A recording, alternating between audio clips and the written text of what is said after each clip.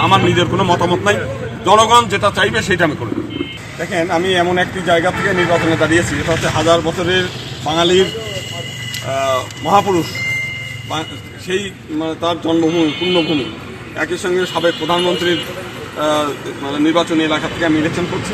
মানুষের মধ্যে ব্যাপক উৎসাহ উদ্দীপনা আছে এবং সবাই উৎসবমুখর পরিবেশ নিয়ে ভোট কেন্দ্রে যাবে এবং আমার প্রতি তাদের অফুরন্ত ভালোবাসা, আমি অভিভূত হয়েছি যে তারা এতটা আমাকে গ্রহণ করেছে। তো আমি মনে করি একটা অত্যন্ত সুন্দর পরিবেশে এবং উৎসবমুখর পরিবেশে নির্বাচন হবে। তো মামলার জন্য অনেকেই এর আগে একটা ছেলে এখানে ইলেকশন নমিনেশন পেপার কিনতে গিয়েই গ্রেপ্তার হয়েছে। তো ওই রকম কিছু ভীতি আছে, অনেকে মনে করে রাজনৈতিক প্রভাব খাটিয়ে কিছু কিছু মানুষকে হয়রানি হতে পারে।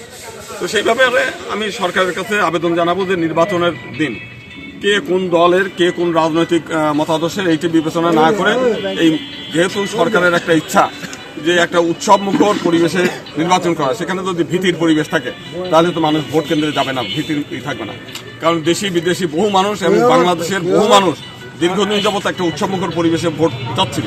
তো সেটা করতে গেলে এই টোটালি ধরপাকড় বন্ধ করে দিতে হবে এবং পুলিশ যেন কারো হয়রানি না করে, এমনকি ফোনও যেন না করে।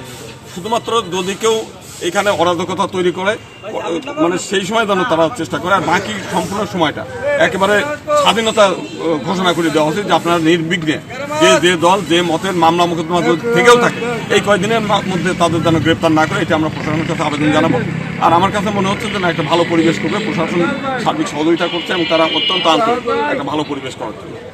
নির্বাচনে দাঁড়াতে সবাই জেতার জন্য, তো আপনার জয়ের ব্যাপারে আপনি কতটা? জয়ের ব্যাপারে আমি তো শতভাগ আশাবাদী। আমি প্রথমে একেবারেই আশাবাদী ছিলাম না, যেহেতু এই এলাকার সঙ্গে আমার মাটির সম্পর্ক একটু দূরত্ব আছে, আমি আসলাম। কিন্তু এই এলাকার মানুষ এত বেশি আমাকে ভালোবাসছে এবং এত বেশি তারা আমাদেরকে উৎসাহ উদ্দীপনা দিচ্ছে, তো সেটা আমি সত্যি অভিভূত।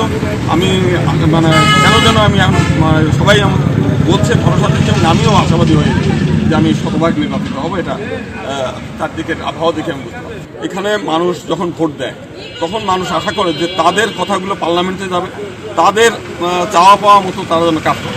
কিন্তু দলীয় ক্ষেত্রে হয় কি, তারা এখানে নির্বাচিত হয় কিন্তু সেটা তার দলীয় প্রধানের কাছে তারা উপহার দেয় যে আমার এই সিটটা আপনাকে উপহার দেবো। ফলাফল হয় কি, ওই দলীয় নেতা যা বলে তাই করতে হয়। তার মানে জনগণের আশাকাঙ্ক্ষা প্রতিফলন হয় না। তা আমি যেহেতু স্বতন্ত্র প্রার্থী, অতএব এই জনগণের, আমার যেহেতু উপরে আর কোনো বস নাই, আমার বস হচ্ছে এই জনগণই। তো জনগণের জন্য আমি যেটা চিন্তা করেছি যে দুটো কমিটি করব, একটা হচ্ছে কোটালীপাড়া উন্নয়ন কমিটি, একটা টুঙ্গিপাড়া উন্নয়ন কমিটি। তার মধ্যে সাংবাদিক, বুদ্ধিজীবী, আইনজীবী, ছাত্র, যুব, মহিলা প্রতিনিধি নিয়ে এবং বিভিন্ন মানবাধিকার থাকবে, বিভিন্ন সমাজসেবকদের নিয়ে একটা কমিটি করব। তারা আমাকে যা যা সুপারিশ করবে যে আপনি এই কাজটা করেন, আমি সেইটাই করবো। আমার নিজের কোনো মতামত নাই, জনগণ যেটা চাইবে সেইটা আমি করবো।